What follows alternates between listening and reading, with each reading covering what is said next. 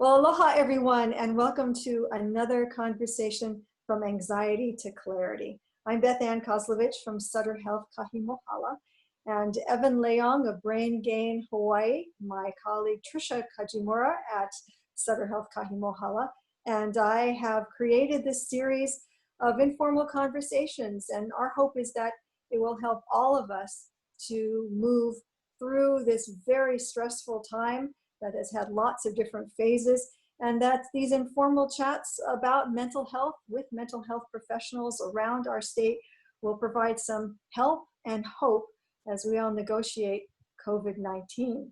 Now, depending on where you live in Hawaii, you have already seen or will soon see many more businesses open up and experience services that you weren't able to get before, be able to go to public places and places of worship, restaurants, all of that obviously with some measures of safety put into place. And Hawaii is really trying to normalize itself, again, with all those safety precautions. Especially now we're looking at travel inter-island that may soon have the 14-day quarantine dropped, and plans are being made for what happens when the state rolls open to tourism, probably in July. Now, Hawaii's recovery model is focusing on economy, obviously on the economy, and a lot on physical health. But a lot of people are saying that what's really missing is some serious conversation about mental health for our first responders, for healthcare staff, well, for just about everyone. And noting that that's missing, there are many who believe that a mental health crisis is growing, albeit quietly. Now, earlier this month, we saw 4 suicides within a week in Kauai. And although no one can say for sure whether those suicides were directly related to what's happening with the pandemic and the effects of it, there's still a lot of stark facts about Kauai that now come more clearly into focus, including the fact that the county has the highest suicide rate per capita in Hawaii, and that among youth 15 to 24, 1 in 11 will attempt suicide annually. So today we're going to focus on suicide, the role of culture, the stigma attached to asking for help, and society's somewhat tacit acceptance of risk factors. Dr. Alex Bivens is a psychologist who works with adolescents and adults across Hawaii. He specializes in helping people to recover from even the most serious kinds of traumatic experiences and go on to live lives that are rewarding and meaningful. And Dr. Bivens joins me now. Hi there, Alex. Hi, good morning. How are you? I'm doing all right. How are you? How's your family? Doing all right also. Busier than usual, which is very, very busy, but grateful to be healthy and grateful that Kauai in particular has done such a wonderful job with managing the contagion. And I'm also happy for the state of Hawaii in general for all the positive leadership and positive participation from the community. That is the reason we're not stricken with an overly large number of cases. That really is rewarding to see that people understand that. And we've seen the recent polls that say that people are more concerned about public health than they are about restarting an economy that we know is so deeply, deeply rooted in tourism. So that, I think, has been a very good thing for us, and says that our values are in the right place in a lot of ways, but we don't want to not look at things that are economically based, because we have a lot of people who are still greatly out of work with no prospects, and that's also playing into the mental health issues that we've been talking about now for some time.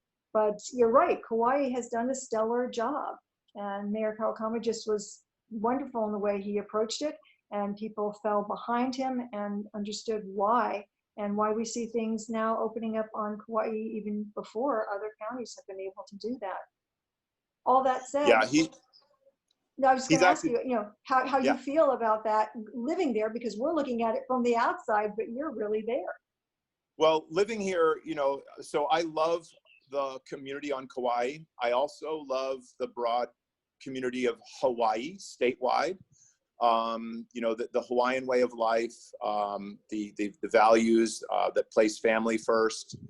We really care about each other in our small communities here. And I really think that's reflected in how well we've done as a state in terms of the COVID crisis. It's also the case that that Kauai in particular, a small community where we really do care about each other. We know each other, we care about each other. And I think that that is something that Mayor Kawakami was able to take advantage of very, very early, very, very responsive. And in terms of his leadership style, he's made himself quite vulnerable, hasn't he? He's done these videos where he's very expressive about, hey, this is really hard for me. And I know it's hard for you. And, you know, I know a lot of you. And I want to take care of you, you know, and he's saying all these things that, you know, rather than sort of coming down on high, he's leading from amongst us. And I think that that is very, very effective on Kauai. He certainly was a great role model in that, where he wasn't trying to tell people things, he was leading by example. And we know the show me rather than tell me is one of the best ways of getting people to follow you. And that's a hallmark of servant leadership. That's right. So let's talk a little bit about what you're seeing now. You mentioned that you're really, really busy and busier than usual. Not a big stretch of the imagination why that might be so. But what exactly are you seeing in broader terms with both the adolescents and the adults that you've been working with? Right. And so some of my answers will surprise you. And I want to be careful because I'm only seeing a snapshot. However, I think it's a very instructive snapshot. So keeping in mind that I'm only seeing a sliver of everything that's going on, seeing several different things. The first thing I want to say is that regarding my active caseload, folks that I've been working with for a number of months already, those folks seem to be doing quite well. And so I have not seen an increase in problems among folks who may have been having problems, you know, some months ago when they came into therapy for the different reasons. But I'm not seeing a tremendous amount of increase of those problems. And I'm going to tell you that, well, we'll get back to that. So how's this? With my active caseload that was active prior to COVID, I'm not seeing an increase in problems. That's great, actually, to hear. It's great. It's absolutely great. And I think we can learn from that. Among adolescents, it's interesting because I take a lot of adolescent referrals, and it is the case that a lot of adolescents have basically gotten some easing up of the school pressure, and so school is no longer bearing down on them. And so I wouldn't say that I've seen a spike in problems among adolescents.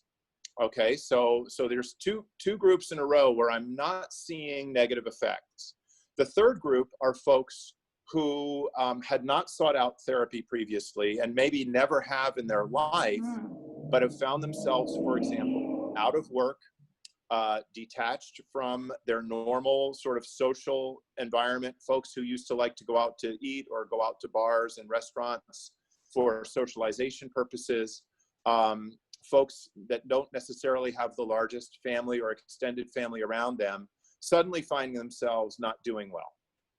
And so this third group of folks, I do think, is definitely experiencing more stress as a result of COVID. So now let's go back to the beginning and talk about my active caseload, the folks that were already in therapy prior to COVID breaking out. I think that the reason that they have not had increased stress is because they've already been attuned to active problem solving in their life, right? So that would be part and parcel of most kinds of counseling and psychotherapy that you would seek out. And so, sure, COVID comes along, but it's really just another challenge to face from an active coping perspective. And it seems like those folks have done a fine job of making the adjustments, you know, and look, applying for unemployment and even getting on Quest insurance sometimes because their insurance from their work has run out, and, you know, applying for the stimulus check. And all of these measures, I want to be clear, are insufficient. This isn't the same as having a job, but it's something. And it makes them feel like they're, you know, acting on their problem. They're coping actively, exactly. They're taking action on their own behalf. They're intentionally attempting to make their life better. We talked about the adolescents and the school pressure, and that's probably a topic for another day. Like, why is school a stressor on young people, and we could do hours on that one. Yeah. That's right. Is there a better way of doing that, and so on? We can look at that another time. But this third group is interesting to me, and I want to talk a little bit more about it. For a number of the folks that have come in recently, I do feel like it's not just that they got shocked out as a result of losing their job or, finding themselves isolated. I actually feel like there were some problems happening before, but they were doing good enough to get along, and they were settling for kind of good enough, not so great, but good enough, and not really taking care of themselves the way they potentially could. And this is something that I would love for us to talk about, is how we as a society sort of seem to have a lot of acceptance for problems that, in my opinion, in the modern world, are unnecessary. And these problems that, as you say, people were somehow, masking by various behaviors or believing that it's okay, everybody must be like this, until COVID-19 really exacerbated them enough to where they felt this is not okay. And whether they're seeking help, luckily for those who are seeking help, but a lot who are not. And it seems that third group is the group that many people are greatly concerned about. Even if they were doing well, but all of a sudden something has happened in their lives with this, where they feel their mortality or a threat or concern for other people. Maybe they are also now unemployed, all those things. That third group is really the group that a lot of us worry about. So let's talk about some of those issues that have been masked so far that maybe we need to unmask now and look at in full light, so that perhaps we can help more people and also head off whatever may be coming down next, because the truth is we really don't know. That's right. And so I really would like to do that. And there's some very specific areas that I would love to talk about. Mason Chalk is a community leader on Kauai, and he's done some really wonderful work around suicide. And he's able to talk about how he feels like there are certain cultural issues that happen in Hawaii, on Kauai, that can make us more vulnerable to suicide problems. And I would love to share some of my own ideas on this, actually. Well, and I would like to talk to you about that, because, we always hear about Kauai, Kauai, right, and the statistics and all the rest of that. Even when I was talking to, Sutter president and saying a hello with session opening, he says, I know, Kauai, I know. And he said, we deeply feel this. But the question is deeply feeling it and then being able to move it to something better. And I think that's what you're really alluding to in what we need to look at right now. Yeah. It is. And so we can look, for example, at risk factors, and the way that our culture here, in some ways, I feel is a little bit too accepting of risk factors. So I want to be very clear about this. The culture on Kauai, the community here, is absolutely wonderful. And I love it so much. And we really do know each other, and we really do care about each other. There's so many strengths here. So where are these weaknesses? Well, a couple of different things. When we think about risk factors, one risk factor, of course, would be something like substance abuse. And, well, whose responsibility is substance abuse? Well, that's an interesting question, right? So each of us wants to look at our own habits, but substance abuse is also something that happens in a social setting frequently. And I wonder about how much tolerance we have for that.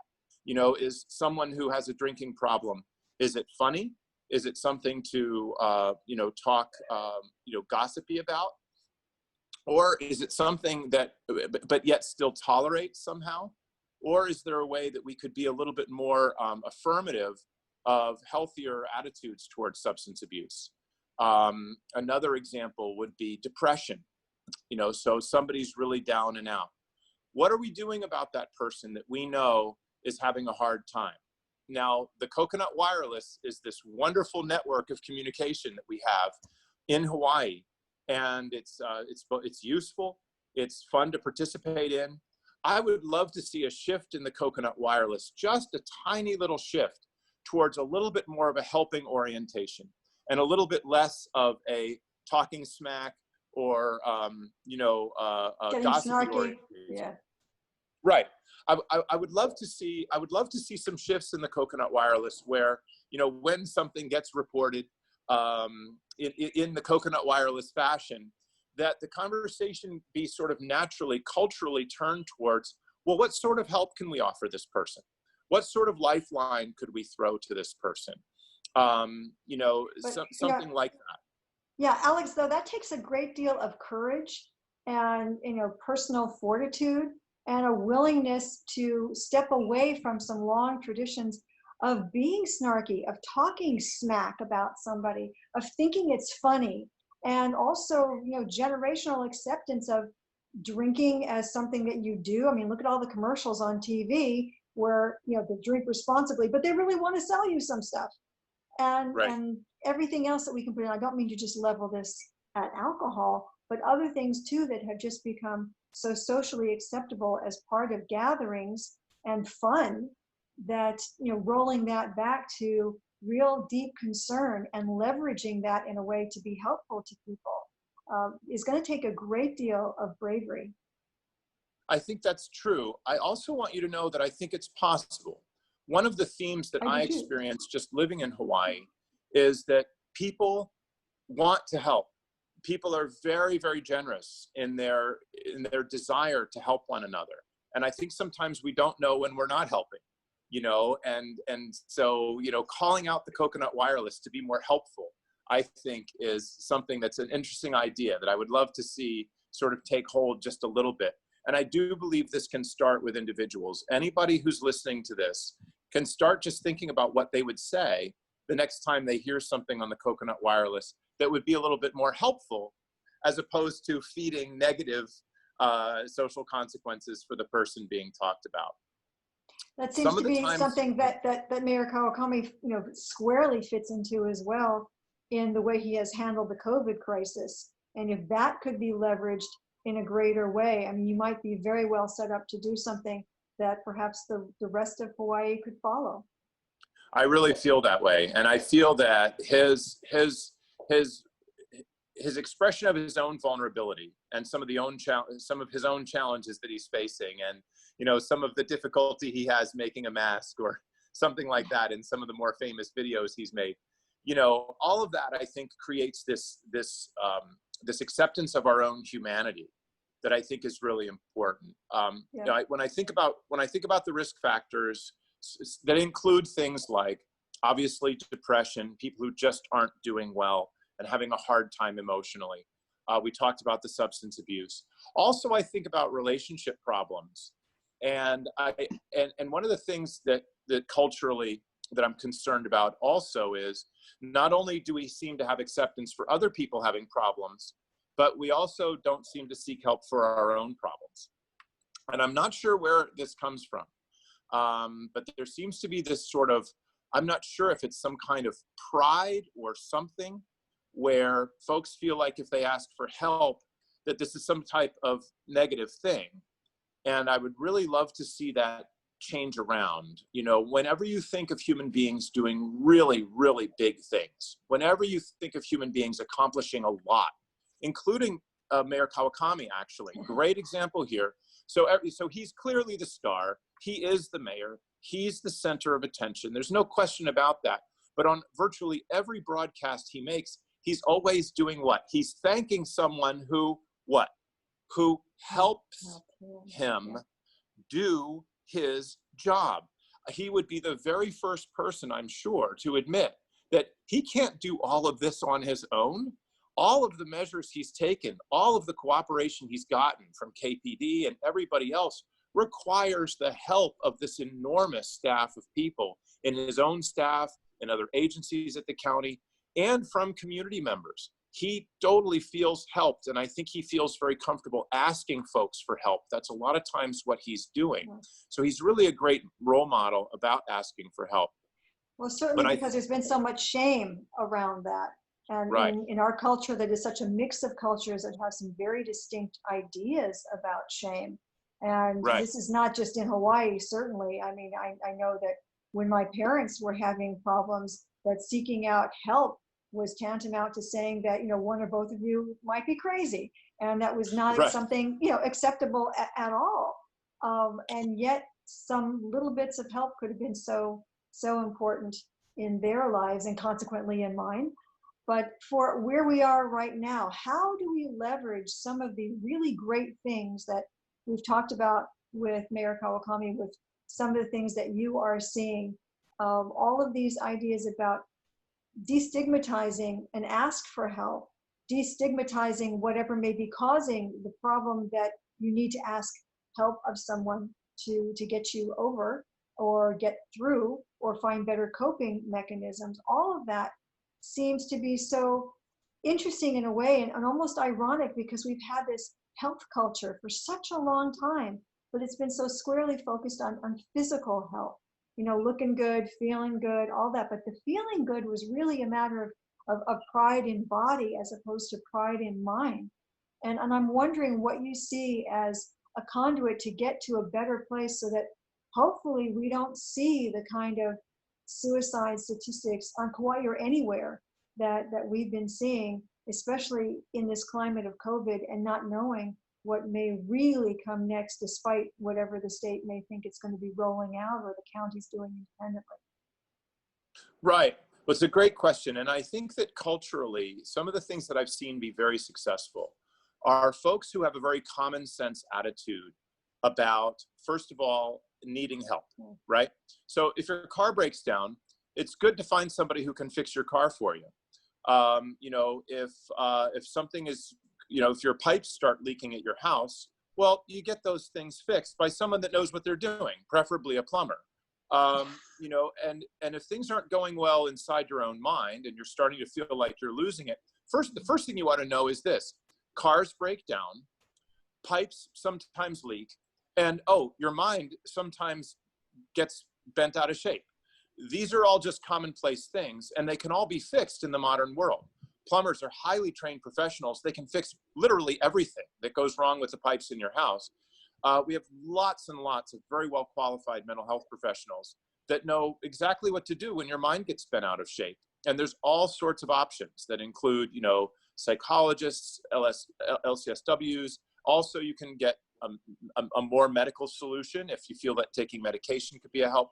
All of these things can help. So there's this whole spectrum of help that's available, actually, very, very readily available. And the idea that you wouldn't get your tire fixed doesn't make any sense. The idea that you would let a leak go on in your house, that doesn't make any sense. And I wouldn't want somebody who's having problems inside their mind to let that continue. If you've got a drinking problem or a drug problem, there are free 12-step meetings every day, all over all of the islands, and as well as professional treatment facilities that are probably covered by the insurance that you have, whether it's Quest or PPO or whatever kind of insurance. Similarly with relationship problems, this is one of my biggies, actually. If you've got all sorts of problems in your relationships, in the modern world, this is unnecessary. Human beings have figured out how relationships work. And there are lots of licensed marital family therapists, psychologists, other people that know a lot about how to help relationships. There's even quality information available in churches now. A lot of the churches locally have programs that are actually quite good, that support folks in developing better marriages, better family ties, better family communication, all of these things. So I would love to see a common sense attitude brought to the general realm of mental health functioning. If things aren't going well, let's get somebody in here who knows what to do and give us the help we need to carry it forward on our own. Once my tire's fixed, I can do the driving on my own. But right. I'm not going to get very far on a flat tire, and it doesn't make sense to drive on a tire that isn't really where it needs to be. It's really important to get those things fixed. But there's sort of a presumption in that argument too, that someone can actually realize that. For a lot of people who are so far down the rabbit hole, either because of substance abuse, organic mental illness, combinations of both, who knows, there may not even be an appropriate diagnosis, and they just feel that there is no hope. And obviously we have lots of people who are doing outreach and trying to make that case. But there has to be something within someone, don't you think, that allows them to move in that direction? And that's the part that worries me the most, because it's not just people who are at the lower socioeconomic end of things, as we like to pigeonhole. It can be people wherever, and just That's having right. that old, that old cold stone that they carry around with them, and maybe putting a smile on the outside, and then something terrible happens. And whether it's a child presenting in an ER because that child has tried to commit suicide, or an adult, something that didn't take them to the path of asking for help. And those are the people I think I worry about the most. And I'm wondering if you think that there is a way of being able to address that subset of people who are now really discovering that they are not feeling the way they would like to, or who may not even realize that they really do need help. How do we handle that situation? Yeah, that's just a terrific question. And one thing that occurs to me is that we want to be really good bystanders. Okay, we don't want to be the kinds of bystanders that don't take any action. We want to be the kinds of bystanders or friends or relatives that go ahead and make the more difficult decision to get people connected, people who need it connected. Driving on the way to my office this morning, I saw something that I thought might be a domestic situation happening on the street, and it wasn't. But I did slow down and take a look at it just to make sure that the woman was okay. They weren't even arguing, actually. They were sort of, I guess, playing with each other. They were having a little bit of fun on the sidewalk. But at first, when I saw it, of course, being the kind of problems that I usually see, I thought it might be a domestic situation. So I just slowed down for a minute. And I'm not sure exactly what I would have done if it was a domestic situation. I certainly would have let the guy know that I'm watching him. I might have called 911 if it was, out of control. The point is that I like to think that, as a citizen, as a community member, we want to be good bystanders. We want to be folks who don't just let folks have problems without doing something about it.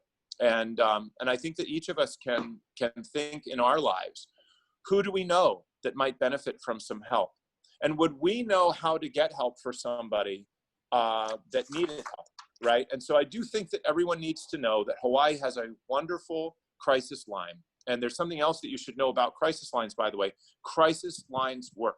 The reason we have crisis lines is that they really do work. They have trained folks on the other end, and in Hawaii, we get a coordinated response. Not all states have a coordinated response related to their crisis line, but our crisis line is designed with specific dedicated professionals who also work within the healthcare network to connect people on a longer term basis. So as crisis lines go, it's actually quite a good one. The number for it is 823-3100. And that's 823-3100. And I think everybody should carry that in their wallet, because who would you call if you found yourself at a luau and suddenly realize there's someone who's had something too much to drink and is now, threatening suicide and having all of these problems? Would you know who to call? And who to call is 823-3100. And they would be able to coordinate a response that could get that person not just immediate help, but also help into the future. Alex, I hear you asking people to really risk something in doing that, because particularly here in Hawaii, there are a lot of people who say, it's not my business. I'm not going to go there. That family needs to take care of itself. I shouldn't put my nose in where it doesn't belong, on and on and on. But I hear you say, yeah, you need to put your nose in a little bit, and not necessarily to be your brother's keeper or sister's keeper, but to be willing to ask a question and be willing to risk a rebuff or worse. I mean, I can tell you that I was not that long ago in a supermarket. I mean, this is pre-COVID, and a mom was really berating her kid. And at first I walked down the aisle, and then I just couldn't take it. And I said, maybe you might want to calm down a little bit. And the woman called me a nasty name. And I was okay with that. I was really okay with that, because somehow she then knew that her behavior was observed by somebody else. And it wasn't the kind of behavior that a lot of us would like to see. Now, obviously she knows her kid, and I know her kid was acting out and all of that. And I have, I've had 3 boys. I know what acting out looks like. That's right. But there's a line that you can cross if you're not careful, and if you don't have somebody else just say, hey, wait a minute, take a breath. It's all right. This is part of being a kid, or this is part of this, or don't horribilize it so much that you can't begin to disentangle the part that's really upsetting you, as opposed to everything else that, my uncle, who was a psychologist, said, quit loading the basket, Beth-Ann, quit loading the basket. And what's really going on here? And that for me was very helpful as a child, and for the people that I've seen who are not doing terribly well. But again, being willing to risk that and saying, it's okay if they call me a name. It's okay if they think that I'm putting my nose in where it doesn't belong. At least they know that, in a way, I care about them. And I think that's what you're asking. Well, it definitely is exactly what I'm asking. And I want all of us to think about this.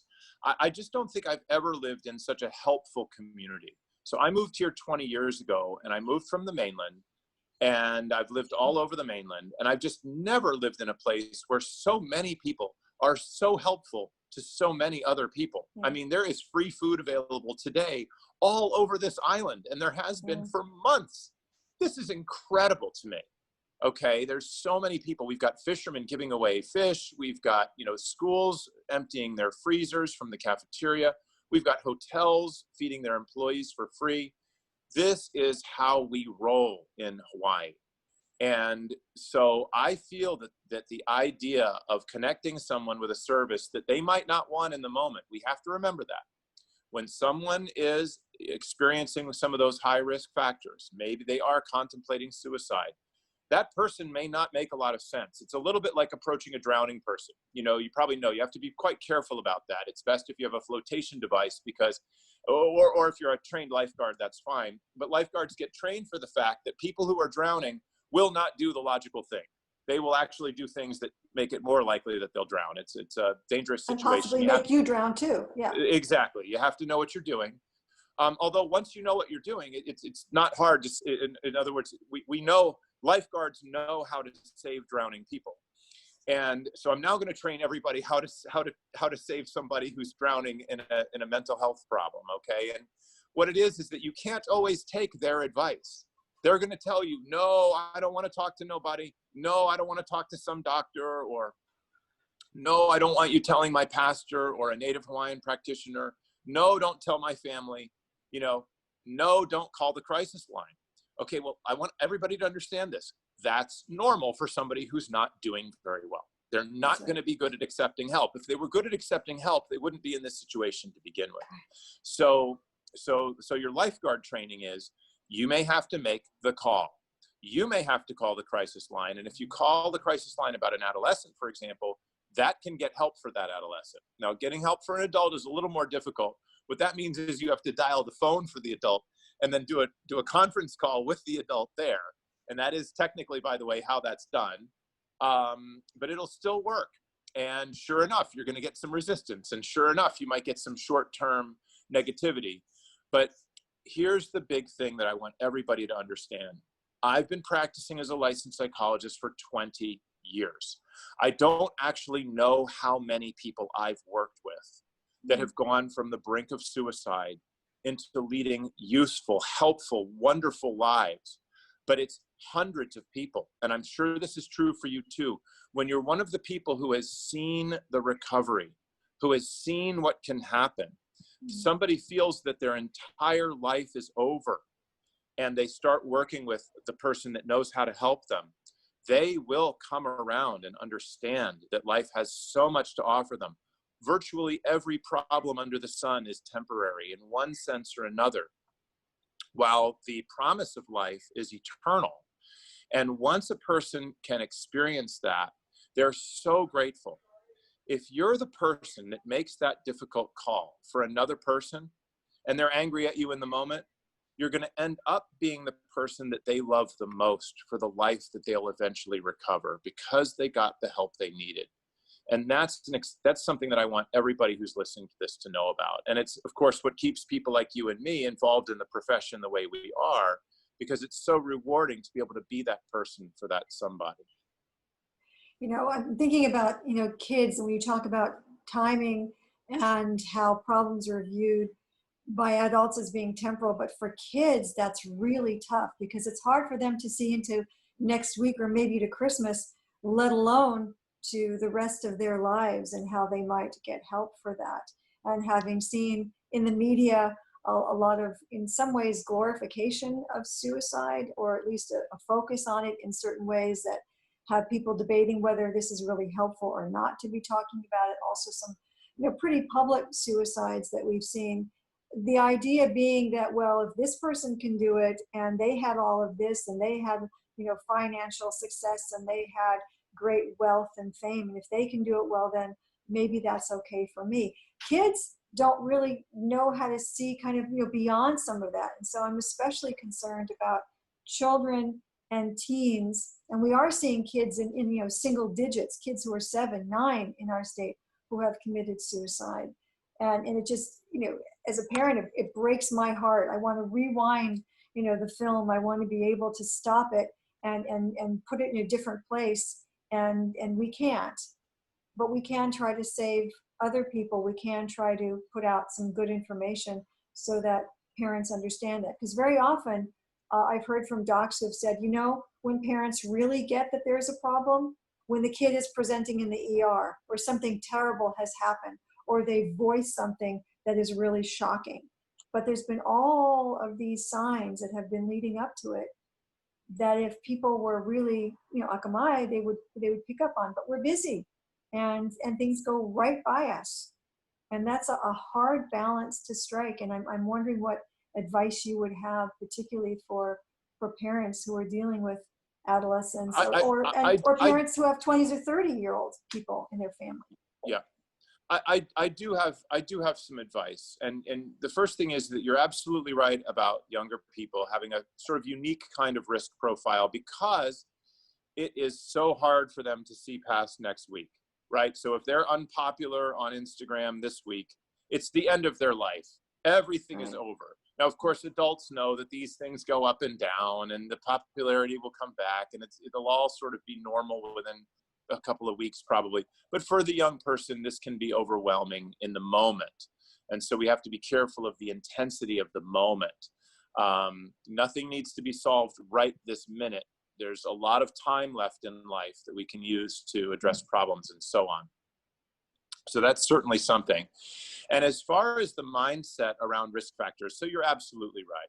When one of these things happen, almost always what people will say is, oh my gosh, there were some signs. You know, there were some indications. I actually did know that they had this problem or that problem, or they had said a few things. So how do we work with that? Because of course we are busy. And the way I like to think about it, again, is a very, very common sense approach.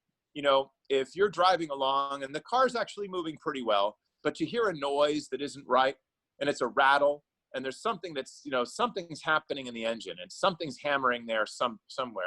The engine's not supposed to sound like that. It really makes a lot of sense to bring that car in. You know, something's going wrong, and it might be nothing. That's important. It's maybe just a tiny little adjustment. And in fact, you can save yourself a lot of time and money if you do take your car in when it's rattling, because usually it is just a little thing that they'll adjust, quick little adjustment, put the car back on the road, and it's fine. So many mental health problems are like that. You know, a lot of times all folks need is a little acknowledgement, or a little bit of, reframing, we call it in our business. I don't want to use too much lingo, but there are techniques that can be used in 1 or 2 sessions in a psychologist's office that will really resolve the problem almost altogether. It's almost like getting that car back on the road. An ounce of prevention is worth a pound of cure. And of course, if you keep driving with a rattle, and it turns out that your overhead cams are getting jammed by the pistons, and that's what's causing the rattle, well, if you know, eventually your engine will stop working, and now you have to get all new rebuilt engine, and that's going to cost you a couple $1,000 bucks, and who knows how long the car will be in the shop. The idea to me is to, if you notice some problems, get the help you need to solve the problems. And I can't emphasize enough how much I feel like that help can be, obviously you and I are in the helping field. And so we're always going to think about the professional answers that we know work, and they really do work. They're readily available. It's not hard to get connected with a mental health professional. And we can talk about ways of doing that, actually. It's also true that connecting with an uncle, connecting with an auntie, connecting with a pastor at a church or a Native Hawaiian practitioner, there are a lot of social solutions that can make a big difference.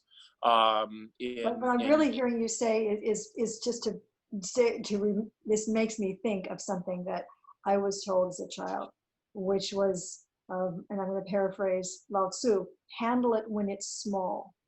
Yes.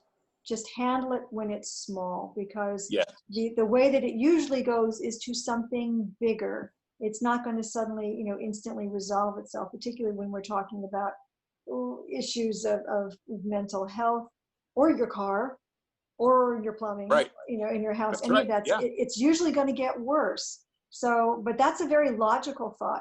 And so blending the fact that you've got to have, some logic in some part of this, if you can, but when you move over that line and you may not be able to see it, I'm also hearing you say, have other people, be hopefully in that fortunate view to have other people paying attention to you too, who are willing to take the risk and help you. Well, the role of other people is really important, right? So the research really clearly shows that one person can make a difference. And so when we look at crises that were resolved successfully, what we usually find is that there's at least one caring person who went out of their way on behalf of another person to make sure they got the help that they needed. And the research clearly shows that that one person is actually all you need. And each of us, all of us, eventually are going to be that one person. You may come to a point where you realize that one person, for this particular person that no one else is talking to right now, I am that person. I am that person's lifeline, and you want to acknowledge that and go ahead and do that work, which is just to stay connected, listen to the person, and do everything you can to connect them with the help that they need. I love that. Just really underscoring in bright colors the power of one. So many of us think that, what can I possibly do? What will my voice bring? You can do a whole lot, and it may not necessarily be for somebody in your own family. It may be for somebody in someone else's family, but being willing to do it and to be that power of one. I think it's a wonderful place for us to stop, unless you have one more closing thought, because we've been going at this conversation for a while. I think it's a wonderful place too. And so how's this? For everyone who's enjoyed this, I'm going to read the access line number one more time. Good. And that will give everyone who hears this the power to be that one person. You will actually have one single number that you can call on behalf of someone else or yourself. But the point is, you could be that one. And that number is 832-3100. And that's the Hawaii Access Line. There's also a national line, which is 800-273-8255. And so now you've got two numbers that you can use to be that one person that saves a life in the community that you love and in the circles that you're in. I appreciate this so much. Thank you so much for making this happen today. Well, thank you, Alex. Thank you so much, Dr. Alex Bivens on Kauai. Thank you very, very much for your time and for all your good thoughts, and for encouraging us all to be that one person. It's not necessarily easy to do, but is it rewarding. And for those of you watching us, if you have an idea for a conversation you'd like to hear, or if you have a question, send it in to me. My email address is KOZ as in zebra, LOV as in Victor, B as in boy, Kozlovich @sutterhealth.org. And we will look forward to seeing all of you next time for another conversation to take us from anxiety to clarity. I'm Beth-Ann Kozlovich. See you then.